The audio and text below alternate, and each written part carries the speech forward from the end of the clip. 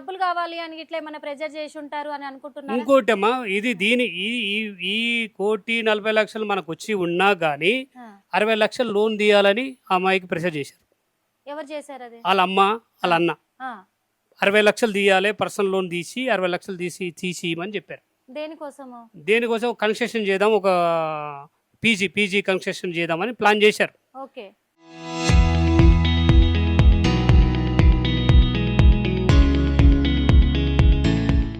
అరవై లక్షలు తీసుకొని లోన్ తీసుకున్నానికి అన్ని రెడీ చేసుకుందేమో నాకు తెలియదు.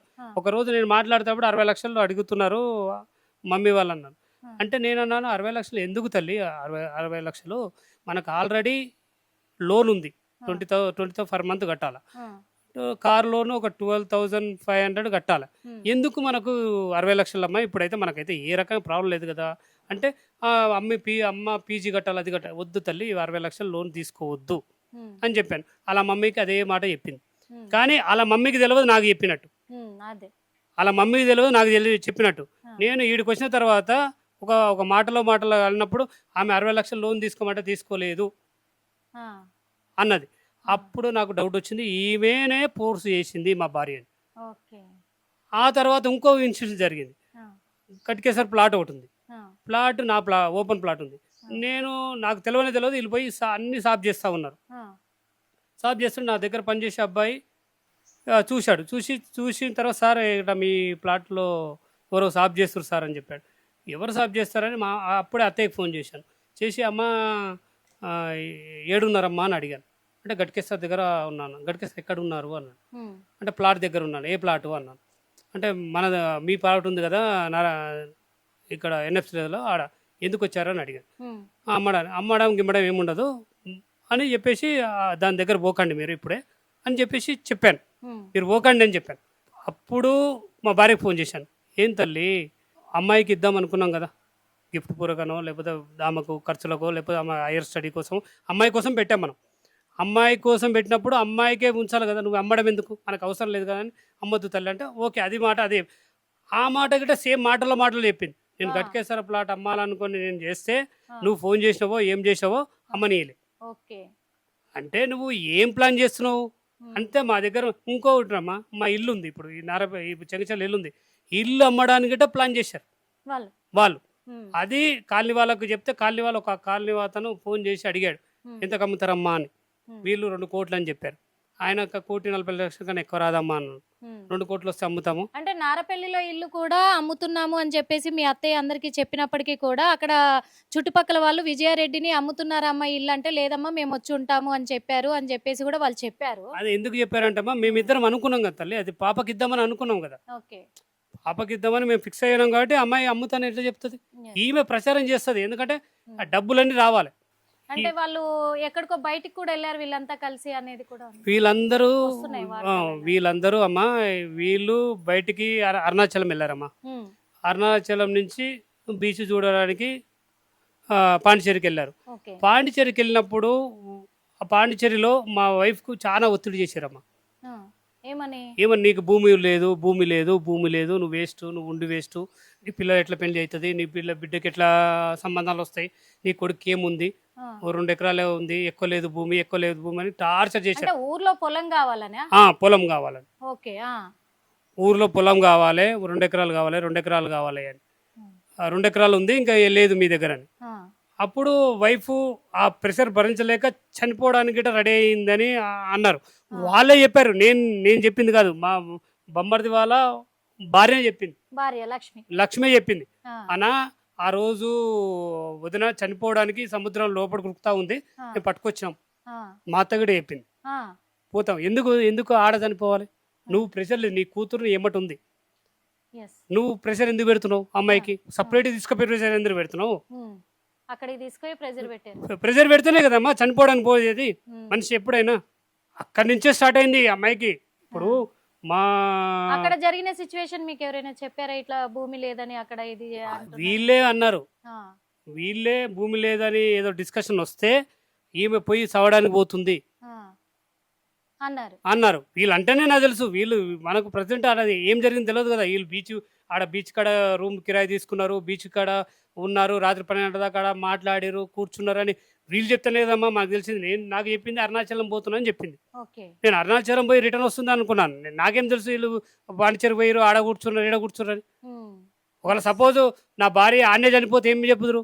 ఇప్పుడు నీకు నమ్మకంతో, మీ ఇద్దరితో నమ్మకంతో నేను బయటకు పంపించాను, ఆమె కూడా బయటకు వచ్చింది. నువ్వు ఆడ ఏం చేసినా ఎవరికి అది నేను లేను కదా దగ్గర హ్మ్. అని తెలిసినప్పుడు అప్పుడు నేను ఇంకా డౌట్ స్టార్ట్ అవుతుంది నాకు. ఎందుకు మా భార్యను ఆడ తీసుకుపోయింది టార్చర్ పెట్టారు, అప్పటి నుంచే డౌట్ మొదలైంది. డౌట్ స్టార్ట్ అవుతుంది. నేను ఇదంతా 20 రోజుల తర్వాత నుంచి వచ్చిన డౌట్స్ అన్నీ ఇవన్నీ. 20 రోజుల ముందు ఎవరు చెప్పలే నాకు. 20 రోజుల తర్వాతనే ఇవన్నీ ఈడికెళ్ళాము ఆడికెళ్ళాము ఆమె ఫ్లోలో చెప్పుకుంటూ వస్తుంది. ఇక ఓకే. ఫ్లోలో చెప్పి వస్తుంటే నాకు రీచ్ వాళ్ళు చెప్పింది నాకు ముందు జరిగింది మ్యాచ్ అవుతా ఉన్నాయి. ఆ. అప్పుడు నాకు డౌట్ స్టార్ట్ అవుతున్నాయి. ఇంకా ఒక్కొక్క డౌట్, అమ్మాయి వీళ్ళంతా వీళ్ళే చేశారు. ఆ. ఇప్పుడు పిల్లల్ని కూడా ఇంకా ఇదే ప్రెజర్‌తో పిల్లలు కూడా వాళ్ళు కూడా తల్లితో ఎళ్ళాల్సిన పరిస్థితి వచ్చిందంటారు ఇంక. అది ఎందుకంటమ్మా, ఒకటి హ్మ్. ఎప్పుడైతే ఈమె చనిపోవాలని ఒక ఫిక్స్ అయిందో, మానసికంగా ఇబ్బంది పెట్టారో లేకపోతే ఎవరైనా బ్లాక్మెయిల్ చేశారో, నేను కూడా అది కూడా కన్ఫామ్గా ఇది అదే అని చెప్తాను. అది పోలీస్ వాళ్ళు తెలుస్తారు హ్మ్. ఏంది ఇది విషయం వచ్చింది అనేది పోలీస్ వాళ్ళు తెలుస్తారు. కానీ నా డౌట్స్ నేను చెప్పాలి కదా, మీ అనుమానాలు వీళ్ళ మీద ఉన్నాయి కాబట్టి చెప్పాలి. హ్మ్. ఎందుకంటే ఆ రోజు ఆ ప్రాబ్లం అయిన తర్వాత ఇవి చనిపోవాలని అనుకుంటే హ్మ్. ఆమె ఒక్కతే చనిపోవచ్చు. కానీ పిల్లలను కూడా తీసుకొని పోయింది చనిపోయిందంటే వీళ్ళ మీద నమ్మకం లేదు కదా. ఇప్పుడు నాకే తల్లి అన్న మీద నమ్మకం లేదు. తల్లి అమ్మ వదిన మీద నమ్మకం లేదు కాబట్టి నాకే ఇంత టార్చర్ పెడుతున్నారు వీళ్ళు. నేను చనిపోయిన దాకా నా పిల్లలకి ఎంత టార్చర్ పెడతారో. నేను తల్లి లేని పిల్లల్ని ఎవరు చూస్తారు? డాడీ ఉండు, అలా నాన్న ఉండు, ఆ నాన్న దూరంగా ఉండు. ఆ నాన్నకి అంత పెద్ద తెలివి లేదు.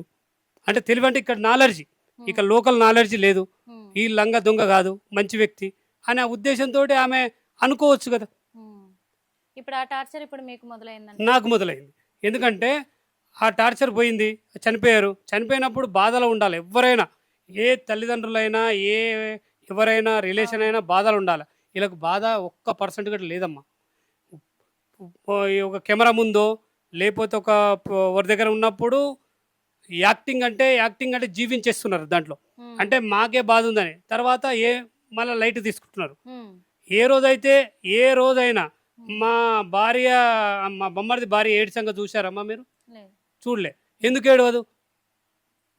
నీకు వదిన కదా, నీకు అంత ప్రేమ ఉంది కదా, టాటో వేసుకున్నంత ప్రేమ నీకు ఉంది కదా. యెస్.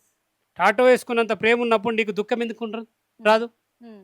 నువ్వు చనిపోతే నిమ్మలం అయిపోయిందిలే, నాకు అన్ని ఆస్తులు వచ్చేసేలే, గోల్డ్ వచ్చేసేలే, నాకు డబ్బు వచ్చేసేలే అన్న కాన్సెప్ట్లో ఉన్నావు కదా నువ్వు. హ్మ్.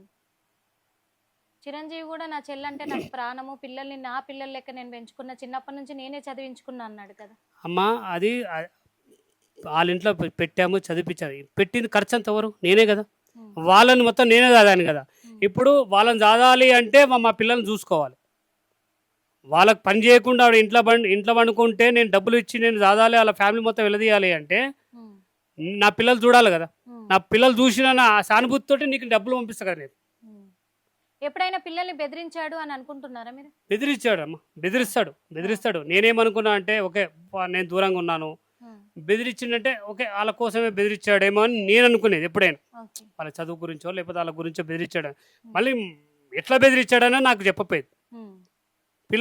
పిల్లలు అతను చూస్తేనే భయపడేది, హ్మ్. భయం అనేది ఉండేది. ఎందుకంటే ఈ చావు కారణం గిట్ట అది ఉండొచ్చు. ఇప్పుడు మా మమ్మీ చనిపోతుంది ఫైనల్గా చెప్పింది, మేముంటే మమ్మల్ని ఇబ్బంది పెడతాడు, బెదిరిస్తాడు, చంపుతాడు అనే భయంతో కూడా మమ్మీతోటే నేను వెళ్ళిపోతాం. మమ్మీ లేకుంటే మేమెందుకు ఉండాలి ఈ ప్రపంచంలో అనుకోవచ్చు. అంటే డాడీ చూసుకుంటాడు అనే ఆలోచన వాళ్ళకి రాకపోవచ్చు ఆ టైంలో. దూరంగా దూరంగా ఉండు కదా, డాడీ ఎప్పుడు వస్తాడు, డాడీ వచ్చినా ఇప్పుడు వీళ్ళు కొడుతుంటే డాడీ వచ్చి చూస్తారా అనే ఆలోచన ఉండొచ్చు. దానికే నేను చెప్తున్నా, ఇవన్నీ వాళ్ళ మీద పక్క అనుమానాలు నాకు. అంటే వాళ్ళ ముగ్గురిని గట్టిగా విచారిస్తే మాత్రం బయటికి ఖచ్చితంగా వస్తుంది. చివరి